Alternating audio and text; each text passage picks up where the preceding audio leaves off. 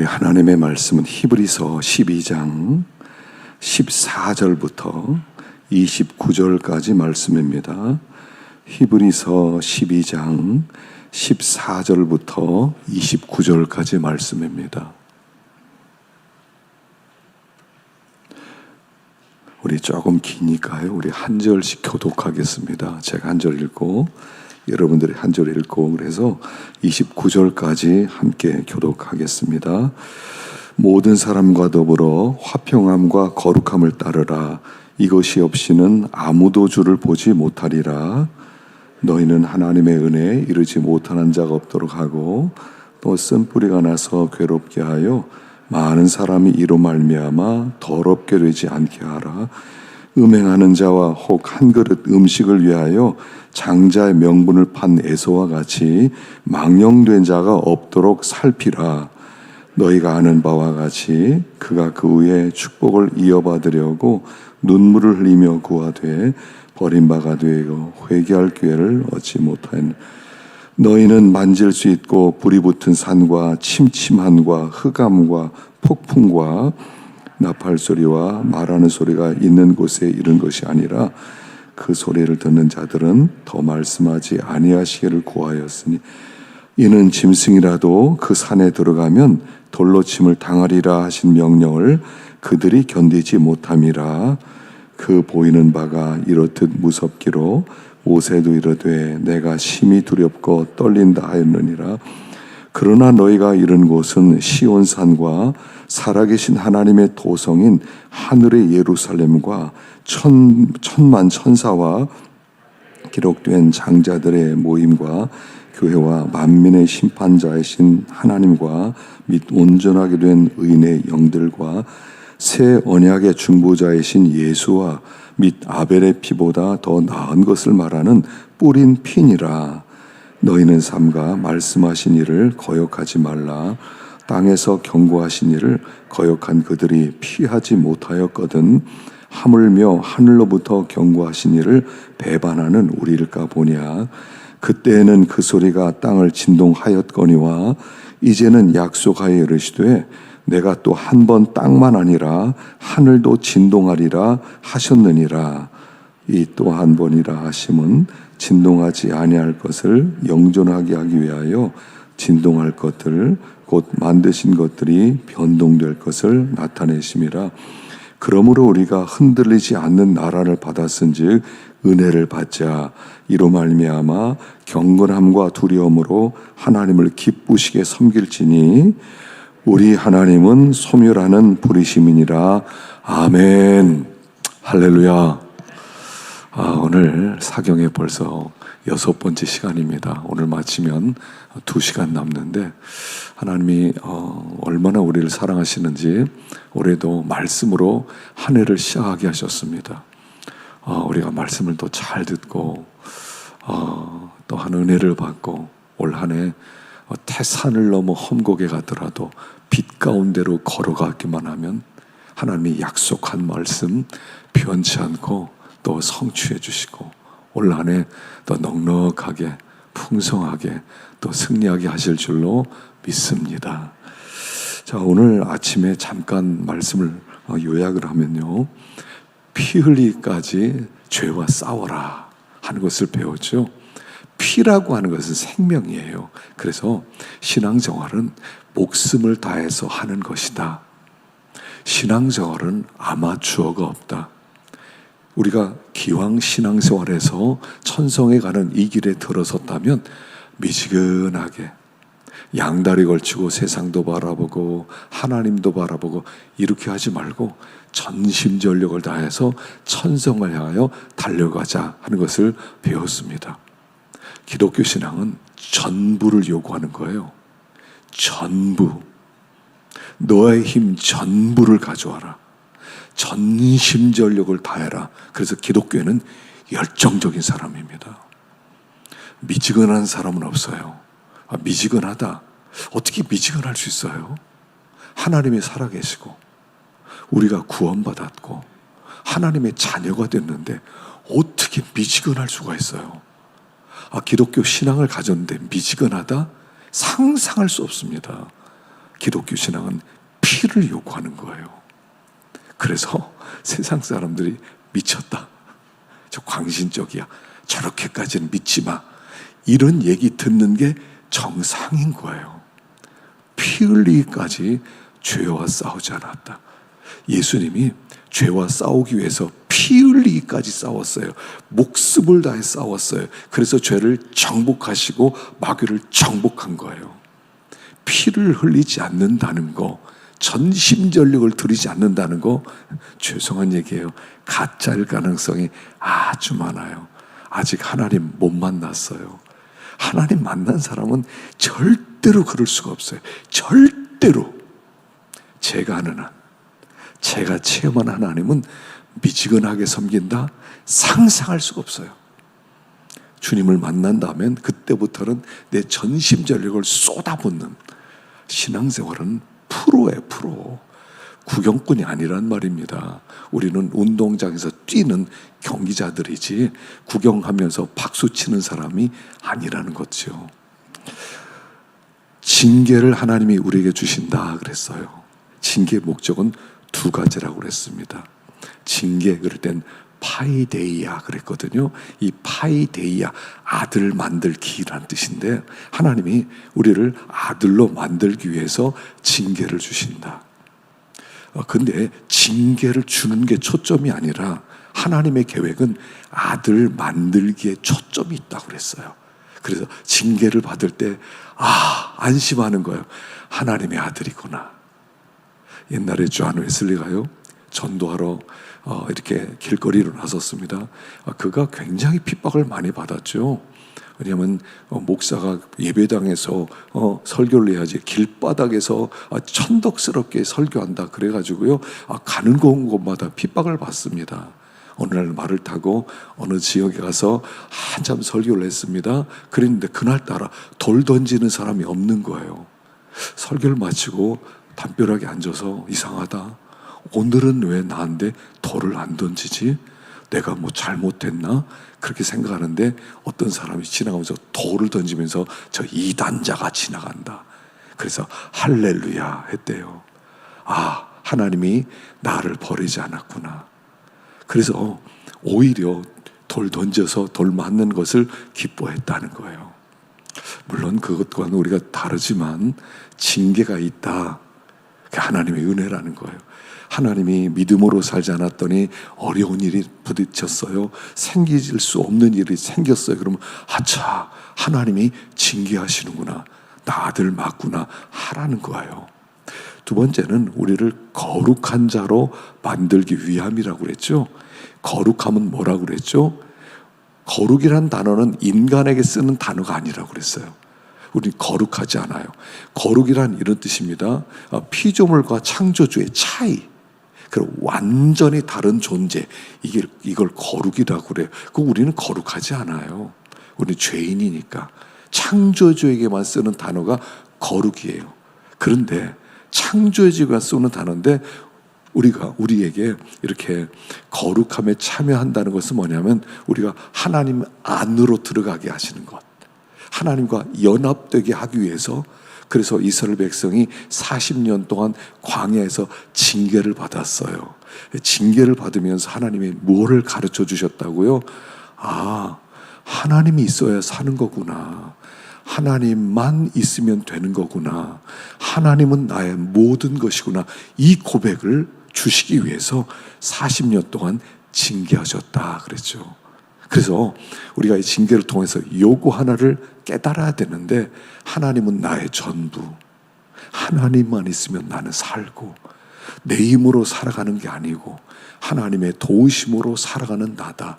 하나님이 만나 주셔야 내가 살 수 있지, 광야에서 내 힘으로 사는 것은 아니다. 얼마나 능력이 있으면 광야에서 살아갈 수 있어요? 40년 동안 광야에서 내 혼자 살아버리라, 아무리 능력 있는 사람도 못 살아요. 이 세상은 내 힘으로 못 살아요. 하나님이 도와주셔야 살아요. 이걸 깨닫게 하는 것, 징계의 목적이다 그랬죠.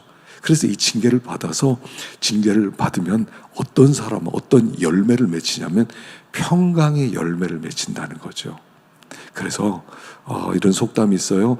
팥이 풀어져도 솥 안에 있다. 팥이 풀어지면 이거 어떡하지? 걱정할 게 뭐 있어요?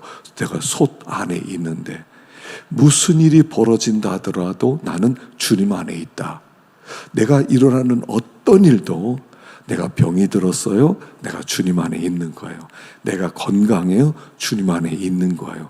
사업에 성공을 했어요, 주님 안에서 성공한 거예요. 사업에 실패했어요, 주님 안에서 실패한 거예요. 그러니까 그 모든 일들이 다 우리에게는 다 유익이라는 거예요. 그래서 염려가 없어지는 거예요. 염려하는 이유는 뭐라고요? 내 욕심이 있으니까. 내 뜻대로 돼야 돼. 요렇게 돼야 돼. 요렇게. 나 대학 들어가야 돼. 대학 들어가야 돼. 근데 하나님의 계획은 대학 떨어지는 거예요. 떨어지는 게 성공이에요. 근데 막 난 대학 들어가야 돼. 무조건 붙어야 돼. 붙어야 돼. 떨어지면 막 낙심해요. 하나님이 이럴 수가 있습니까? 주님 안에 있지 않아서 그렇죠. 주님 안에 있으면, 떨어졌으면 할렐루야. 하나님이 떨어지게 하셨습니다. 또 다른 계획이 있으시겠죠. 병이 들었습니다. 하나님이 어떤 계획이 있으시겠죠. 그래서 어떤 상황에서든지 평안함이 있는 거예요. 징계를 받으면 그 다음부터 주님과 딱 하나 되면 내가 주님 안에 있다.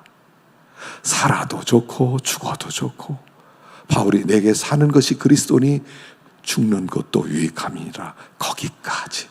살아도 죽어도, 사나 죽으나 내 몸에서 그리스도가 존귀케 되려 함이니.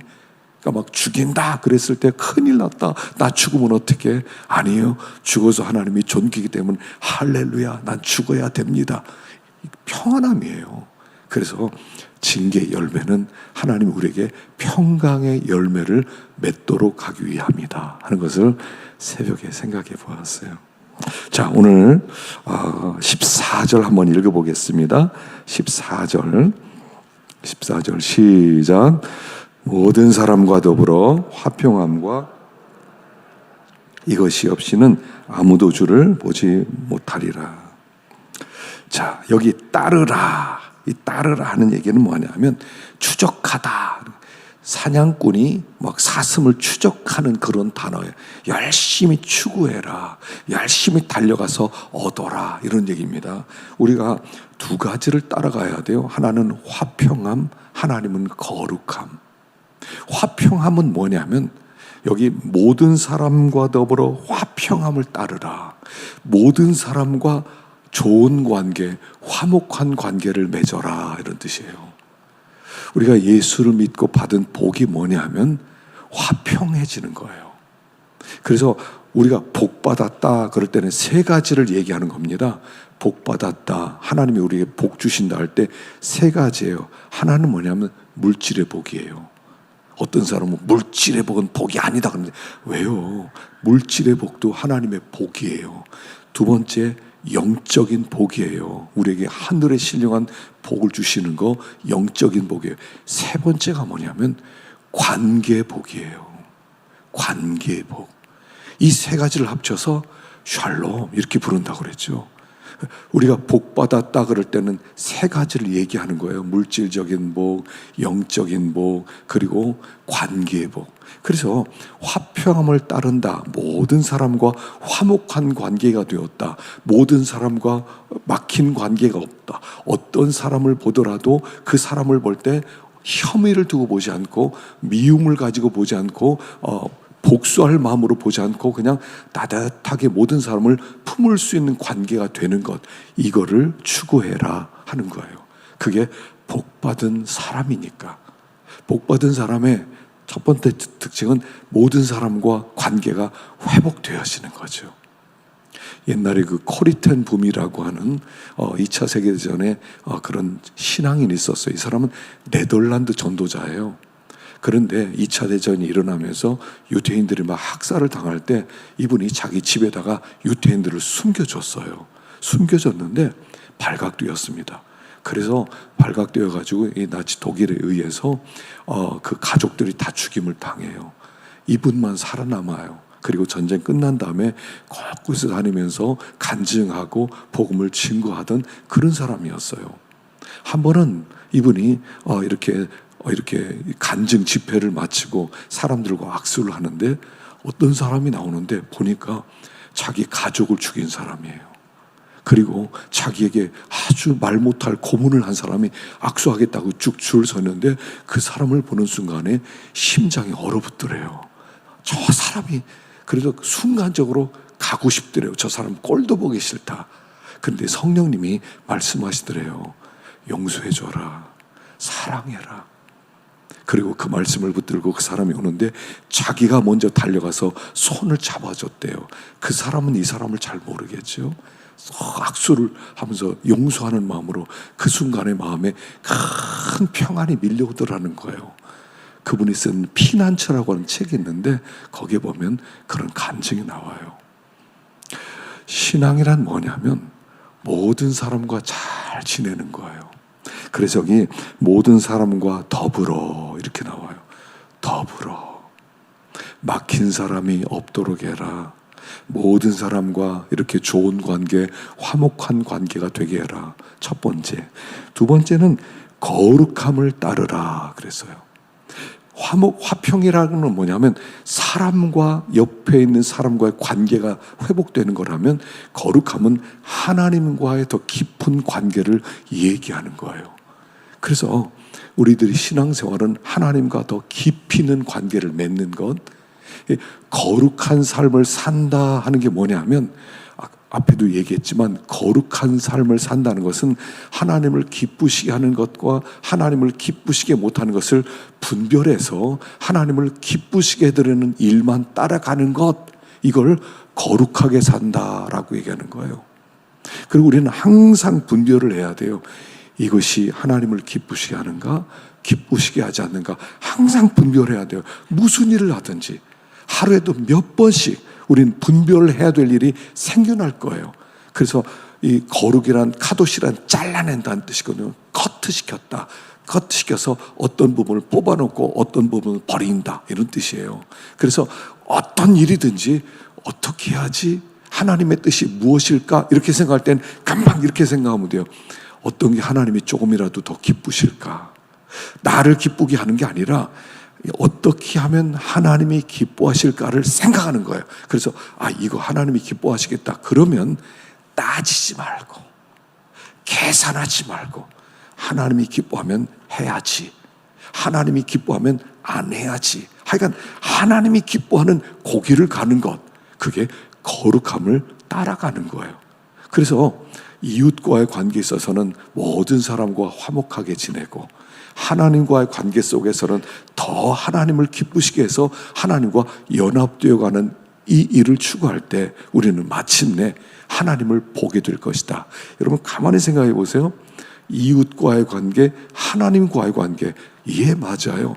내 이웃은 내 몸처럼 사랑하고 하나님은 마음과 뜻과 힘을 다하여 사랑하는 것, 지금 그거를 이렇게 표현하고 있는 거예요. 그래서 우리가 가져야 될 자세, 첫째는 화평함과 거룩함을 따르라 하는 것입니다. 자, 두 번째는 15절입니다. 15절 읽어보겠습니다. 시작.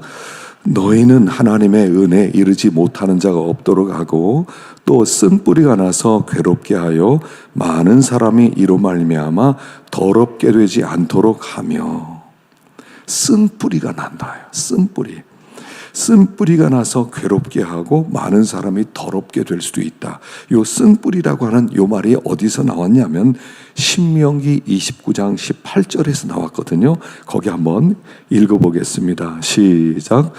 너희 중에 남자나 여자나 가족이나 집하나 오늘 그 마음이 우리 하나님 여호와를 떠나서 그 모든 민족의 신들에게 가서 섬길까 염려하며 독초와 쑥의 뿌리가 너희 중에 생겨서 이 저주의 말을 듣고도 심중에 스스로 복을 빌어 이르기를 내가 내 마음이 완악하여 젖은 것과 마른 것이 멸망할지라도 내게는 평안이 있으리라 할까 함이라. 자, 여기서 말하는 쓴뿌리는 독초와 쑥의 뿌리를 얘기하는 거거든요. 자, 쓴뿌리가 나요. 그러니까 쓴뿌리는 다른 얘기로 하면 더 정확한 말로는 쓴 열매를 내게 만드는 뿌리, 이런 뜻이에요. 그래서 그 뿌리에서부터 쓴 열매가 나온다. 하나님의 재앙이 나온다, 이런 뜻이란 말입니다. 그 쓴뿌리가 우리에게서 나오지 않도록 해라. 그래서 이 말씀은 이스라엘 백성이 이제 광야에서 가나안 땅으로 들어갔습니다. 가나안 땅으로 들어가는데, 이 가나안 땅에 들어가서 너희들이 그곳에서 살 때 쑥뿌리, 독초와 쑥의 뿌리가 생기지 않도록 하라, 이런 뜻이에요. 그러니까 그들이 가나안 땅으로 들어갔습니다. 그런데 가나안 땅은 비어있는 땅이 아니었어요. 거기에는 가나안 7 족속이 살고 있었단 말입니다. 7 족속이 우상을 섬기면서 각자 신을 가지고 살았어요. 그리고 하나님은 그 땅에 들어가서 그 땅을 정복하라는 거예요. 그러니까 우리가 정복한다 그러면 칼을 들고 싹 죽여라, 이렇게 생각하는데, 여호수아서도 그런 식으로 표현된 것 같지만 그것은 영적인 거예요. 너희들이 그 속에 들어가서 하나님의 말씀을 가지고 그 땅을 정복해라. 너희들이 삶 속에서 하나님을 섬기는, 하나님을 예비하는, 하나님의 통치를 받는 하나님의 백성인 강력한 영향력을 행사해서 우상을 섬기는 사람들이 주님께 돌아오게 하라, 이런 뜻이었거든요. 그래서 너희들이 그곳에 들어가서 하나님의 선한 영향력을 행사함으로 그 나라가 하나님 나라가 되게 하라. 그래서 그런데 너희들 중에 독초가 생길 수 있다. 그 독초가 뭐냐면, 너희들이 하나님의 통치 속에서 너희들이 하나님을 예비하는 사람이라는 것을 드러내지 못하고, 오히려 가난한 사람들 눈치를 보면서 저 사람들은 어떻게 저런 신을 섬기지? 그러다가 저 신을 섬기는 거 보니까 잘 되네. 바알을 섬겼더니 진짜로 막 비가 내리고 풍년이 되네. 우리도 이렇게 바알을 섬겨야 되겠다, 이런 마음을 갖는 게 쓴뿌리란 말이에요. 우상을 섬기는 마음이 거기서 생기지 않도록 해라 하는 거예요. 가나안 땅에 들어가면 바알신이 있어요. 가나안 땅에 들어가면 무슨 이런 아세라 신도 있고요. 거기에 들어가면 무슨 몰렉이라는 신도 있고, 여러 가지 신들이 다 있어요.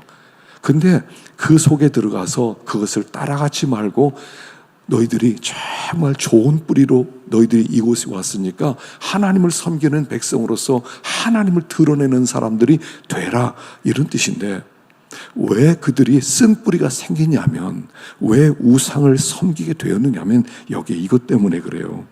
하나님의 은혜에 이르지 못하는 자가 없도록 하고, 요게 먼저 나와요. 하나님의 은혜에 이르지 못하는 자, 하나님의 은혜에 이르지 못하면 반드시 쓴 뿌리가 너희 속에서 나오게 될 것이다, 이런 뜻입니다. 자, 하나님의 은혜에 이르지 못한다는 게 그럼 무슨 뜻이냐, 이런 뜻이에요. 하나님은 항상 우리에게 충분한 은혜를 주세요. 하나님은 누구에게는 은혜 많이 주고 누구는 은혜 안 주고 이런 분이 아니에요. 하나님은 우리 모두에게 충분한 은혜, 충만한 은혜를 내려주세요. 근데 하나님이 내려주시는 충만한 은혜를 내가 충만히 받아들이지 않고, 나는 왜 복 안 주시지? 나는 왜 저 사람 잘 됐는데 나는 왜 이렇게 안 되는 거야? 그러면서 자기가 하나님의 복을 충분히 받았다고 느끼지 못한 사람은 우상을 따라간다는 얘기예요. 은혜로 충만하면 되거든요. 말씀의 은혜로 충만해요. 하나님 족합니다. 매일매일 우리 하나님 족한 은혜 주시거든요. 하나님은 매일매일 우리가 하루를 살아갈 수 있는, 인생을 살아갈 수 있는 넉넉한 은혜를 베풀어 주시거든요. 근데 내가 그 은혜를 받고 하나님 감사합니다, 충만한 은혜 감사합니다, 그리고 하나님께 영광 돌려야 되는데 왜 나는 은혜를 베풀어 주지 않지? 자기가 은혜를 받지를 못하고 은혜를 사모하지 못하고, 그리고 나서 은혜를 못 받았다고 해서 쏘돌아다니다가 저 우상 섬기는 사람이 잘 되네. 여러분, 우상 섬기는 사람이 잘 될까요? 안 될까요? 잘 될 수 있어요. 잘 될 수 있어요. 여러분, 우상 섬기는 사람들, 점쟁이들이 있죠. 여러분, 무당, 점쟁이 있어요. 매년 연초가 되면 따라가는 사람도 있거든요. 자식이 결혼한다 그러면 사주팔자를 보는 사람이 있어요. 여러분, 그거 맞아요? 안 맞아요? 어떤 사람은 잘 맞아요. 잘 맞아요. 근데 안 맞으니까 가지 말라고 하는 게 아니에요. 잘 맞더라도 하나님이 그런 사람을 찾아가지 마라 그랬어요. 그런 사람은 죽여라 그랬어요. 여러분, 잘 맞으니까 따라가도 돼요. 바알에게 제사를 드렸더니 그다음부터 막 비가 너무 잘 내려요. 진짜 바알에게 제사하니까 진짜 비가 막 내리네. 그럼 바알에게 찾아가도 되는 거예요. 제가 미국에서 공부할 때 피터 웨그너라고 하는 교수님이 있었어요. 교회 성장학 교수님이었는데 나중에 이분이 은퇴하고 무슨 사역을 했냐면 신비주의 사역을 했어요. 이분이 참 놀라운 은사가 있어요. 그래서 수업 시간에 무슨 일을 하냐면, 다리가 짧은 사람 있잖아요. 짧은 사람 나오라고 그래요. 그래서 책상 위에 사람 올라가게 앉아요. 그럼 학생들이 둥그렇게 서요. 다리를 딱 재보면 한쪽이 이렇게 차이가 나요. 한 3cm 한쪽이 길고 한쪽이 짧아요. 그래서 항상 쩔룩거리고 다니고 허리를 항상 아파했어요. 그러니까 이 사람이 나사렛 예수 이름으로 명하노니 짧은 다리야 나오너라. 그러니까요, 저도 봤다니까요, 짧은 다리가 점점 더 나오더니 딱 맞춰져요. 그래서 막 박수치고 할렐루야 합니다. 나중에 이분이 무슨 일을 했냐면 신비주의 사역을 했어. 이 일을 금리로 바꾸는 사역을 해요. 금리로. 들어보셨어요? 이가 금으로 바뀔지어다. 그 속에 있었던 알터니가 금리발로 바뀌어요.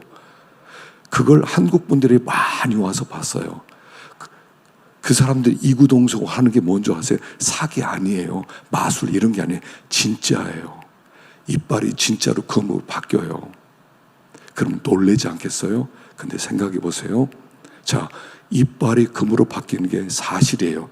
근데 그게 진리예요? 우리의 핵심은 그게 사실이냐가 중요한 게 아니에요. 그게 진리냐가 중요한 거예요. 바알에게 제사를 드렸더니 그 다음날부터 비가 쏟아지고 풍년이 되었어요. 사실이에요. 근데 그게 진리예요? 점쟁이가 막 과거를 맞추고 막 미래를 막 맞춰가기 시작해요. 그럼 사실이에요. 근데 그게 진리예요? 우리는 사실을 따라가는 사람이 아니라 우리는 진리를 따라가는 사람이란 말이에요. 하나님이 점쟁이 가지 마라 그랬으면 안 가는 거예요. 쪽집게처럼 잘 맞추니까 한번 가보자. 아니에요. 맞춰도 안 가는 거예요. 우리는 돌로 쳐 죽여라 그랬기 때문에, 미래를 점치고 예측하는 사람 마귀의 역사이기 때문에 가지 마라 그랬으면 안 가는 거예요. 우린 진리를 따라가는 거예요. 그런데 하나님이 주시는 은혜로 살지 못하는 사람은 자꾸 눈을 기웃거리더라는 거예요. 저기가 저게 사실이래, 저기가 사실이래, 그런 일이 있었대, 저런 일이 있을 때 한번 가보자. 왜요? 은혜에 이르지 못하니까. 하나님이 나에게 충만한 은혜를 주시는데 그 은혜로 만족하지 못하고 기웃기웃거리고 다니는 거예요. 이게 쓴뿌리란 말이에요. 쓴뿌리예요. 우리 속에서도 나올 수가 있다는 거예요. 그 쓴뿌리 때문에 공동체가 요동하고 혼란스러워하고 흔들릴 수도 있다 그러는 거예요. 내가 가서 봤는데 진짜야, 진짜에 그런 일이 있어서 가봐 그러면 줄레줄레 가지 말란 말이에요. 우리는 사실을 따라가는 사람이 아니라 우리는 진리를 따라가는 사람이니까. 그래서 우리가 은혜로 충분합니다. 하나님 조카 은혜 베풀어 주셨습니다. 매일 이렇게 충만해지지 않으면 자꾸 헛덧해가지고 허전해가지고 뭐 하나 얻어먹으려고 곳곳에 거지처럼 쫓아다니는 거예요. 하나님이 충분합니다. 감사합니다. 여기 있어야 된다 하는 얘기예요. 자, 세 번째 16절입니다. 16절과 17절 읽어보겠습니다. 시작. 음행하는 자와 혹 한 그릇 음식을 위하여 장자의 명분을 판 에서와 같이 망령된 자가 없도록 살피라. 너희가 아는 바와 같이 그가 그 후에 축복을 이어받으려고 눈물을 흘리며 구하되 버림받아 회개할 기회를 얻지 못하였느니라. 에서와 같이 망령된 자가 없게 하라 하는 얘기예요. 자, 그런데 여기 16절에 이렇게 시작해요. 갑자기 음행하는 자와 하고 툭 튀어나와요. 그리고 장자의 명물판 에서같이 망령된 자가 없게 하라. 음행하는 자와 망령된 사람 둘 나와요. 근데 왜 갑자기 망령된 사람 툭 튀어나왔을까요? 여기 음행하는 자와 망령된 사람은 결국 같은 사람이다, 이런 뜻이에요. 같은 부류의 사람이다. 음행이란 무엇입니까? 순간의 쾌락을 위해서 아주 소중한 가치를 팔아버리는 사람이잖아요. 에서 망령된 사람도 결국 그거잖아요. 한 끼 밥 먹기 위해서 장자의 명분을 판 가장 소중한 것을 팔아서 잠깐의 배를 채운 사람이잖아요. 그러니까 망령된 사람과 음행하는 사람을 동급으로 놓는 거예요. 그래서 여기 이 에서라고 하는 사람은 장자의 명분을 팔았어요. 장자의 명분. 이 장자의 명분이라는 거 얼마나 소중합니까? 여러분, 장자권은 뭐냐면 조상 대대로 내려오는 복입니다. 자손 대대로 내려가는 복입니다. 내가 하나님의 은혜를 입었어요. 내가 하나님의 백성이 되었어요. 그 하나님의 하늘의 복을 내 자손대, 또 자손대 쭉까지 내려가서 모두 다 복을 받게 만드는 어마어마한 축복이 장자권이에요. 어마어마한 복. 단지 눈에 안 보여요. 그러니까 눈에 안 보이니까 에서는 장자권 뭘 중요해? 나 배고픈데 팥죽 한 그릇 줘. 이 팥죽 한 그릇은 한 끼 음식이라고 나와요. 한 끼 음식. 한 끼 음식. 쉽게 얘기하면 지금으로 말하면 이거예요. 라면에 밥 말아 먹는 거. 라면에 밥 말아 먹기 위해서 장자권을 지불했다, 이런 뜻이에요. 라면에 밥만 먹어도 배가 부르잖아요. 그래서 그 배를 채우기 위해서 장자권을 주었다, 이런 뜻입니다. 이걸 망령되다, 거룩한 것을 거룩하게 여기지 못한다, 이런 뜻이 납니다. 세속적인 사람이다, 이런 뜻이에요. 자, 장자권, 하나님이 각자에게 장자권을 주셨어요. 이게 믿음의 힘이에요. 우리가 예수를 믿는다 할 땐 장자권을 주시는 거예요. 넌 내 장자야. 장자권은 하나님이 너는 내 장자야. 왜 장자라고 부르세요? 장자에게는 아버지의 모든 재산을 물려주기 때문에 장자권이라고 그러는 거예요. 우리가 하나님 나라의 그 영광에 참여해서 영광의 상속자가 될 사람들이기 때문에 우리를 장자라고 부르는 거예요. 그래서 아버지의 모든 재산을 물려받게 되는 거예요. 하나님 나라를 물려받는 엄청난 상상할 수 없는 가치가 있는 축복이라는 거예요. 근데 안 보여요. 당장에 눈에 보이는 것은 라면 한 그릇과 밥 한 공기였어요. 야, 그거 줘. 배고파 죽겠다. 그거라도 줘. 그럼 형, 장자권 내놔. 그렇지, 너 가져가자. 이 장자권 뭘 별거라고. 너 가져. 그리고 한 끼 라면에다 밥 말아서 배부르게 먹었어요. 그리고 장자권을 넘겨줬어요. 근데 우리가 그 짓 할 때가 많다는 거예요. 그 짓 하면서 살 때가 많다는 거예요. 한 끼 밥 그릇에 밥 한 그릇에 라면 한 그릇에 내 장자권이고 뭐 필요 없어. 난 지금 당장 배고파. 나에게 진짜 중요한 것은 라면이야. 여러분, 뭐가 중요해요? 라면 한 그릇이 중요해요? 장자권이 중요해요? 어린아이라면 라면을 찾을 거예요. 그러나 눈이 열려지고 알게 된 사람이라면 이 장자권이 얼마나 놀라운 축복이라는 것을 알 거예요. 결코 포기하지 않을 거예요. 근데 에서는 그걸 넘겨주고 말아요. 항상 이걸 아셔야 됩니다. 가치를 모르면 빼앗기는 거예요. 가치를 모르면 빼앗겨요. 제가 기도원에 예전에 소뚜껑 하나를 제가 하나 갖다 놓은 적이 있거든요. 소뚜껑이, 그래서 그걸 잘 기름칠도 해놓고 제가 그걸 아꼈어요. 제 방에 그 창고 안에다 놓고. 그러다가 창고를 한번 잠그질 않았어요. 어느 날 가보니까 없어졌어요. 문을 잠궜어야 되는데 없어졌어요. 그것만 싹 가져갔더라고. 우리 교회는 없을 줄로 믿습니다. 그때 깨달은 거예요. 가치를 모르는 건 다 빼앗긴다. 이게 얼마나 좋은 것인지 모르면 헐값으로 넘기게 돼 있어요. 그런 얘기 들었잖아요. 영국에서 어떤 허름한 사람이 공항이 있을 때 아주 낡은 바이올린을 하나 갖고 왔다고 그랬죠. 이거 좀 사주세요. 그러고 보니까 너무 낡았어요. 그래서 먼지도 쌓였고 그래서 $5 주겠습니다 하고 $5 주고 보냈대요.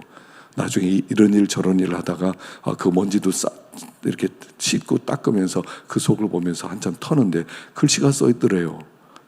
뭐라고 써 있어요? 안토니오 스트라디바리우스라고 하는 이름이 써 있더래요. 알고 보니까 명장이 만든 바이올린이에요. 10억도 더 되는 어마어마한 바이올린을 5달러에 넘기고 가버렸어요. 아무리 찾아도 나타나질 않더래요. 장자권을 5달러에 넘기는 것과 같아요. 이걸 모르는 사람 그냥 넘겨요. 도매금으로 넘겨. 장자권이고 뭐 필요 없어. 라면 한 그릇 주세요. 나 라면 한 그릇이면 충분해. 지금 라면이 필요해. 나중에 다시 사올게요. 다시 사오는 게 어디 있어요? 가치를 모르면요. 여러분, 뭐가 중요해요? 여러분, 뭐가 중요해요? 여러분, 예전에요. 방글라데시 청년 하나가 스탠포드 대학에 입학을 하는 바람에 굉장히 신문에 대서특필을 했어요. 근데 그 사람이 그 스탠포드라고 하는 하버드와 버금가는 그런 학교에 들어갈 수 있었던 것은 그 에세이 때문에 들어갔대요.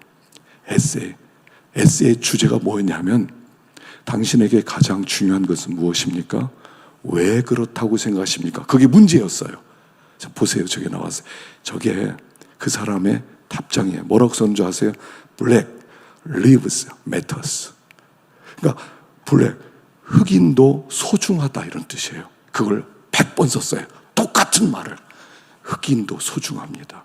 흑인도 소중합니다. 저걸 100번 썼어요. 저걸 이렇게 보고 채점을 하던 교수들이 다 합격이다, 이 사람. 너에게 가장 소중한 게 뭐냐? 나는 흑인도 소중한 사람이라고 생각합니다. 그걸 그냥 100번 썼어요. 기가 막히잖아. 100번 썼어요. 그랬더니 감동이에요. 제가 저거 보면서 이런 생각 들었어요. 여러분, 딱 누군가 여러분들에게 지금 당신에게 지금 가장 소중한 것이 무엇입니까? 왜 그렇습니까? 라고 묻는다면 뭐라고 답변하실래요? 예수님이 소중합니다. 하나님 나라가 소중합니다. 전 진리가 소중하고 복음이 소중합니다. 말할 수 있으시겠어요? 온 땅에 이 복음을 선포하는 것이 소중합니다. 라고 말할 수 있겠어요? 무엇이 소중합니까? 여러분, 여기에 답변을 못한다면 우리는 다 해서해요.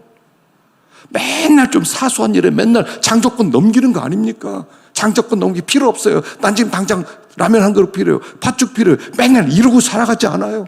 진짜 하나님 앞에 나와서 예배를 드려야 할 그 시간에, 하나님을 섬겨야 될 그 시간에 다 팔아넘기고 난 팥죽 붙들고 있는 망령된 자 아니겠냐는 거예요. 여기에 우리도 모르는 사이에 에서처럼 가치를 모르면 빼앗기는 거예요. 얼마나 소중한지 우리가 11장 생각하면서 보셨지 않습니까? 그들이 얼마나 이 장자권, 이 축복을 위해서 그들이 모든 희생을 감수하고 모든 수치를 감당하고 모든 고생을 다하지 않습니까? 어떠한 희생도 이것을 나는 지켜야만 합니다. 이것은 나에게 가장 중요한 겁니다. 그렇게 이야기하면서 순교를 당하는 게 아닙니까? 이 장자권 때문에 우리 목숨 내놓는 거 아니냐는 거예요. 에서란 말입니다. 이 시대 에서가 따로 있지 않아요. 목숨 내놓지 못한다면 당신은 에서입니다. 나중에 후회하면서 눈물 흘리면서 하나님은 그 다시 돌려주세요. 입이 늦었어요. 무엇이 우리 삶의 가장 중요한 것이냐는 거예요.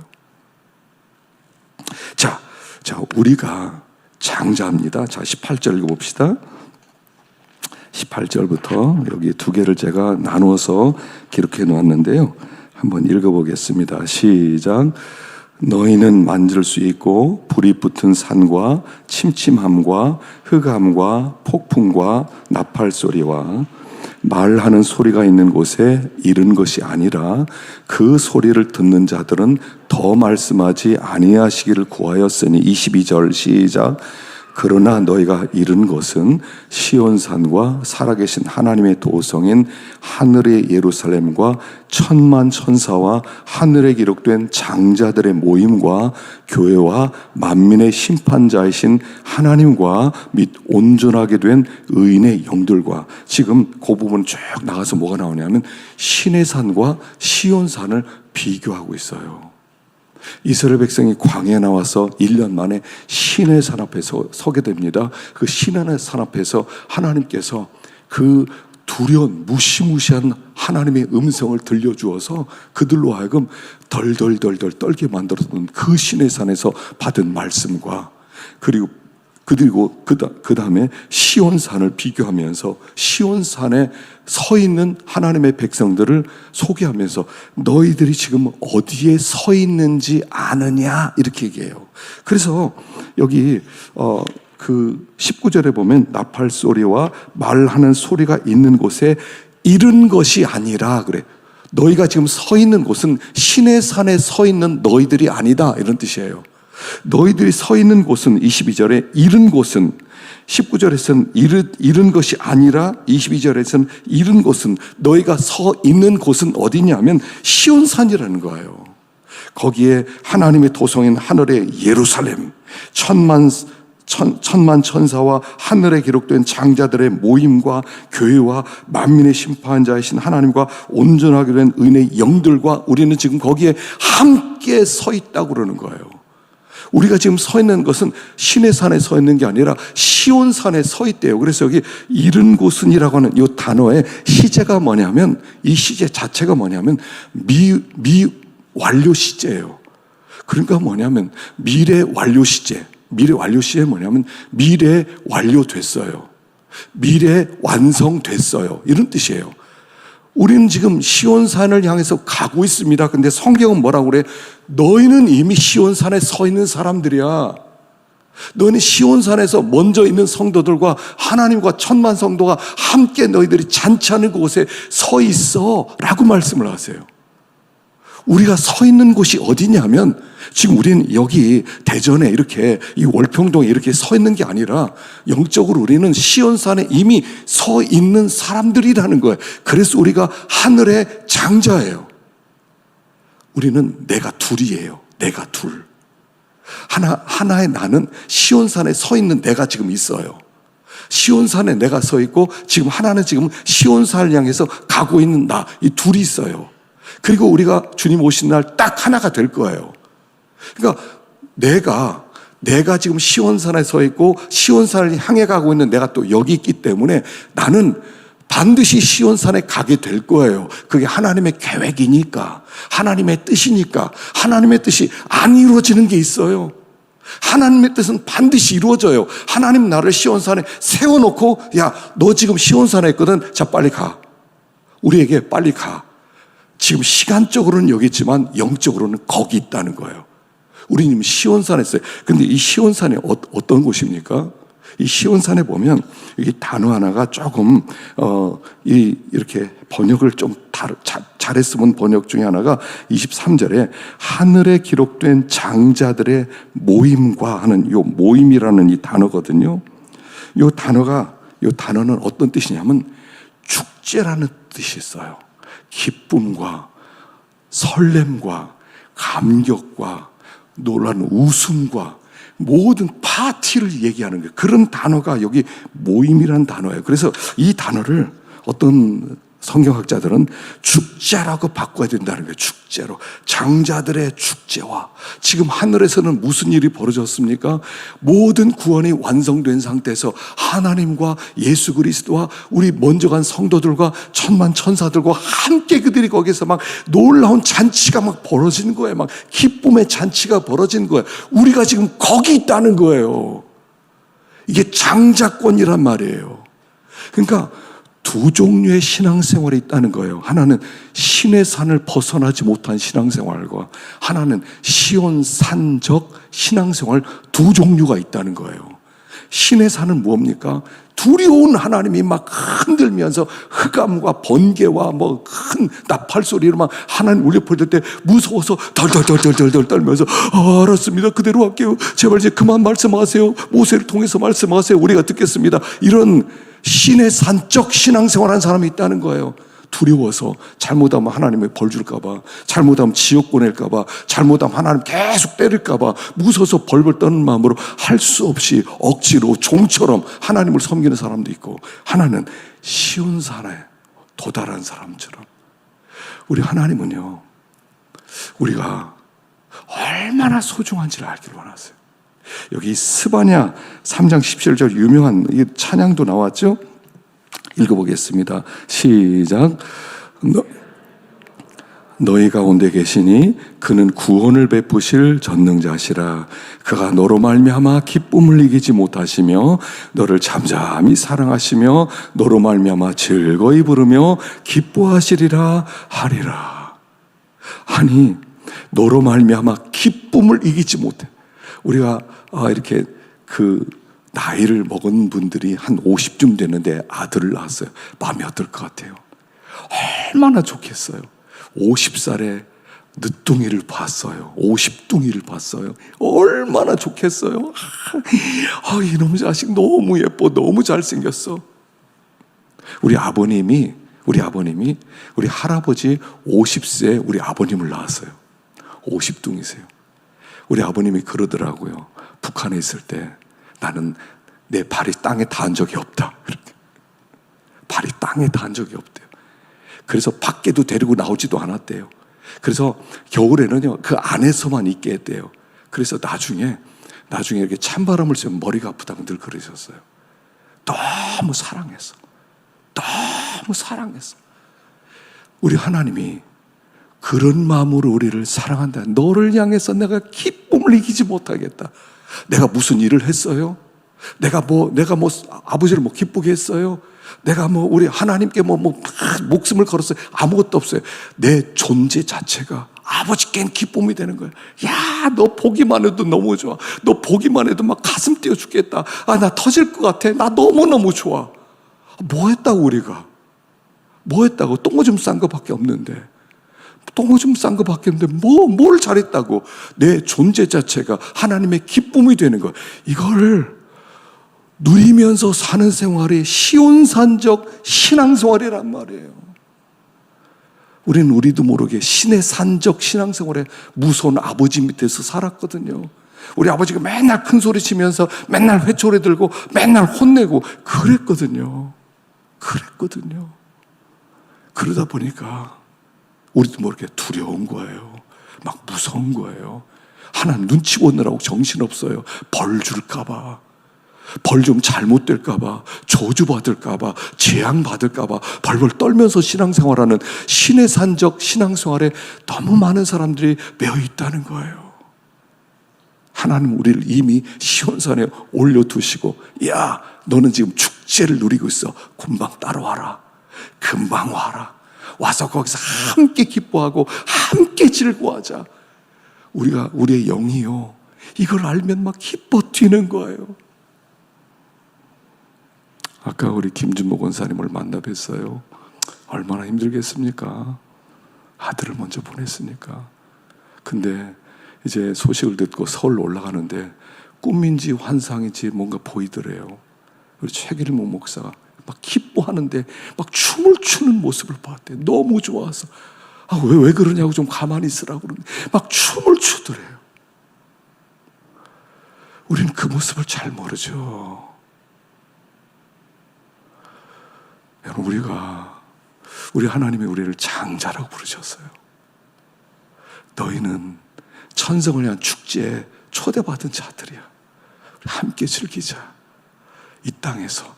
이게 신약시대 성도의 특권이에요. 근데 우리는 여기에 익숙하지가 않아요.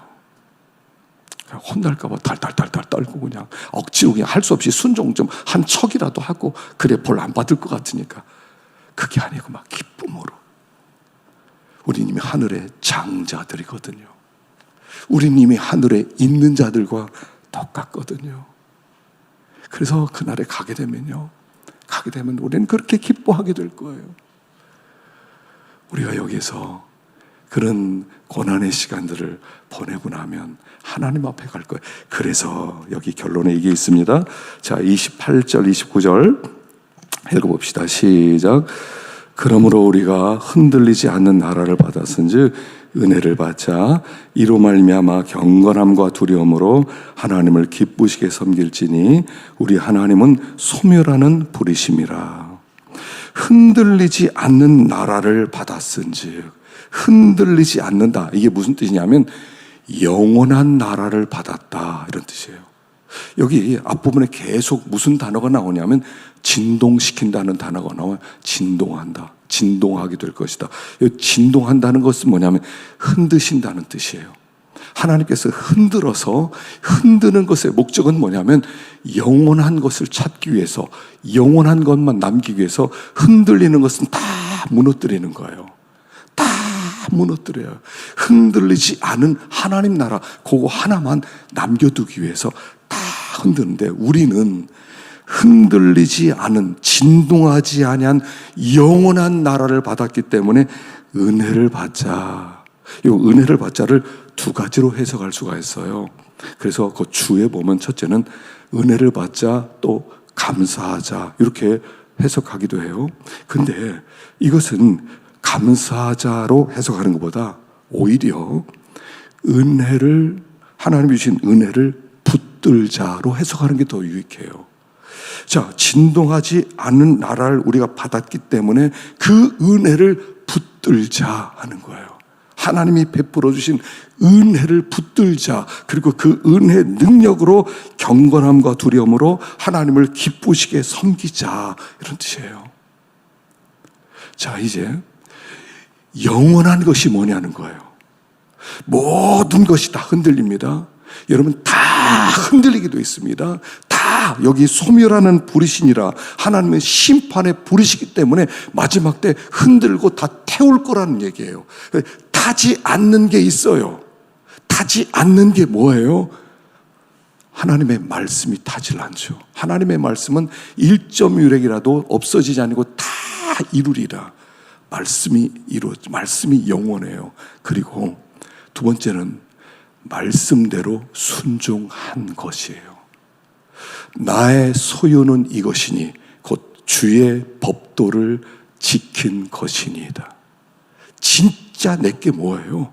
내가 이 땅에서 내가 아까워하고 내가 그렇게 붙들고 내가 보배라고 생각하고 내가 그렇게 지키려고 했던 그 모든 것들이 보배가 아니라, 내 보배는, 영원한 것은 뭐냐면 하나님의 말씀을 순종한 것. 그것은 무슨 일이 있어도 흔들리지 아니하고 타지 않는다는 거예요. 그래서 경건함과 두려움으로 하나님을 기쁘시게 섬기자. 그것만 영원한 것이다. 영원한 나라에서 그 영원한 것 붙들고 우리는 살아야 되는데, 하나님 말씀을 기쁘시게 섬긴 것들, 순종해 드린 것들, 그것만 내 거예요. 영원해요. 다 없어질 겁니다. 여러분, 아까워하시는 것 다 없어질 겁니다. 그리고 하나님 앞에 모든 것이 다 드러난다고 그랬어요. 근데 드러나는데 아무것도 없어요. 아무것도 없어요. 난 뭔가 했다고 그러는데, 내 열심히 했는데 아무것도 없어요. 순종한 것만 손에 남아요. 순종한 것만. 그래서 은혜를 붙들고, 하나님이 이 은혜를 베풀어 주셨구나, 내가 이 은혜에 따라서 살아야지, 그리고 그 은혜의 능력으로 하나님을 기쁘시게 해드리는 일에 전심전력하게 될 때, 그때 아버지 앞에 섰을 때 소멸하는 불이신 아버지께서 모든 걸 태우고 우리를 있는 그대로 나를 대면하실 때 하나님께 순종해 드린 것, 그것만 영원히 내 것이고 영원히 상급이 될 것이다, 이런 뜻이에요. 여러분, 지금 기후가 지금 심상치 않다고 그러죠. 우리가 사는 이 지구가 지금 어느 정도로 온난화가 됐냐면요, 날씨가 더워졌냐면 1초에 히로시마에 떨어진 원자탄 5개가 1초에 터지고 있대요. 1초에. 그게 200년 동안 한순간도 쉬지 않고 1초마다 빵빵빵빵빵빵빵빵빵빵 그 열이 지구를 꽉 채웠대요. 기후학자들의 말에 의하면 이제는 사람으로 치면 지구는 말기암이라는 거예요. 더 이상 회복 가능성이 없대요. 동토층이 녹아서 동토층에 있었던 그런 바이러스들이 몇 년입니까? 2070년인가까지는 15,000개 새로운 바이러스가 우리를 공격할 거라는 겁니다. 해수면이 높아져서 이제 그 6m 높아져서 그 바닷가 근처에 있는 사람들 다 덮여질 거라는 겁니다. 너무나 함부로 우리가 탐욕스럽게 살았기 때문에 소망이 없는 땅이에요. 기후학자들도요, 이제 소망이 없대요. 그리고 나서 고기를 얼마나 좋아해요. 소 한 마리가 만들어내는 메탄이 작은 차 하나가 1년 동안 만들어내는 그 메탄과 똑같은 게 소 한 마리에서 나오는데 그 소 한 마리가요, 지금 많을 때는 10억 마리, 적을 때는 6억 마리 있대요. 이제 환경적으로도 끝난 거예요. 지난번에 어떤 흰남노라고 하는 태풍은 돌연변이 태풍, 시속 200km였는데 있지도 않았던 태풍이래요. 작년에만 태풍이 7번이나 왔대요. 올해는 또 몇 번이 올지 몰라요. 곳곳에 또 화산이 폭발할 거고요. 이런 천재지변이 일어날 거예요. 성경 그대로 가고 있어요. 근데 우리는 흔들리지 않은 영원한 나라를 받은 자들이에요. 영원한 나라. 무엇에 집중하며 살 거예요? 다 불타 없어질 것, 나중에 헛된 것, 그거 붙들고 살아갈 겁니까? 하나님은 여전히 소멸하는 불이시라는 것입니다. 우리가 그날을 바라보면서 믿음으로 힘있게 천성을 향한 이 길을 걸어가시기를 축원합니다.